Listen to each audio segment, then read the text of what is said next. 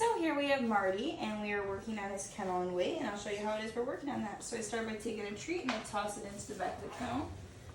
Trying to make sure he sees what I'm doing. Try to tip and tip a treat, he's so excited. Good boy, kennel, close him on in there. Now it's important that I wait until Marty's focus is on me and not chewing or eating that treat. Because if his focus is not on me and it's on eating the snack, then when I give that wait command, he's not cued in and it's not setting him up for success. So I'm going to wait till he settles in. He's super excited right now. Tell him wait. Okay, good boy. Good boy. Drop one of the treats. There we go. And we'll do it again. Take that treat, put him into the back of the kennel, tell him to kennel, close him on in there. He gets excited when we do work. I think he just loves his treats. He's a good boy. I'm going to give him that wait command. When he goes to lick my fingers after I said the word wait, that's why I said that So I say wait. Okay, good boy.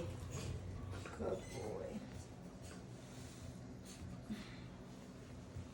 Trying to figure out which treat he wants because I have two different kinds. So he's picking between the treats.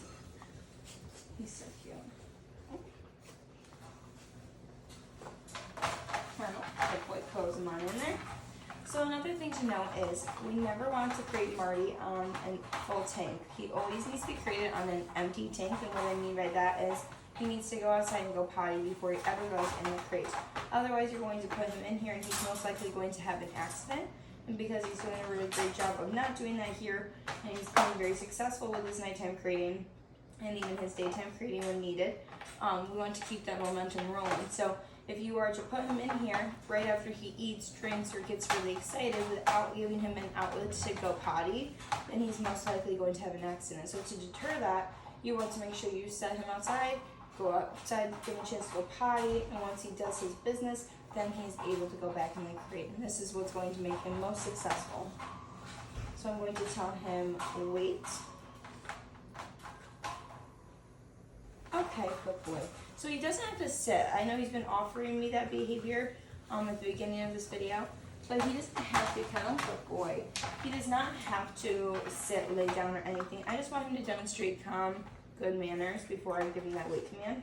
And I, again, wanting to make sure I have his focus before giving that command as well. Wait. Okay, good boy. And what I mean by good manners is he's not barking, whining, like throwing a tantrum, and that he's not pushing on the crate door. Because if he's sitting there pushing on the crate door, good boy, that's not very good manners, and we don't want him to think that he's allowed to barge out. We're trying to deter that behavior. So when I say wait, if I open the door and I haven't said okay, and he goes to barge out, as I'll show you here in just a second, I'm going to say that and I'm going to close him back in there and start over with the wait command. So we'll see. Then wait. So like this, you're just going to push him right back in there. Usually I would just close the door, but because he had his head the way that it was, I wasn't able to just push him back into the door. So I did have to use my hands, but I want to put him back in there. If he is to get out, I'm going to grab him and put him back in the crate as well. Otherwise, he's going to think it's an acceptable behavior to prematurely barge his way out. We don't want that because the wait command can also be used when walking through doorways or across the street. And so to keep him on the right track with his training down the road, you want to implement the manners here, starting with the crate and then working your way up to those bigger environments. Wait. Okay, good boy. Good boy. Good boy.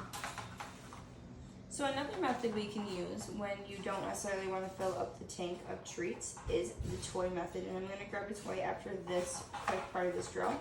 And I'll explain how to use that. But it's the same thing with the treats. You want to make sure you have his focus on you and not the toy.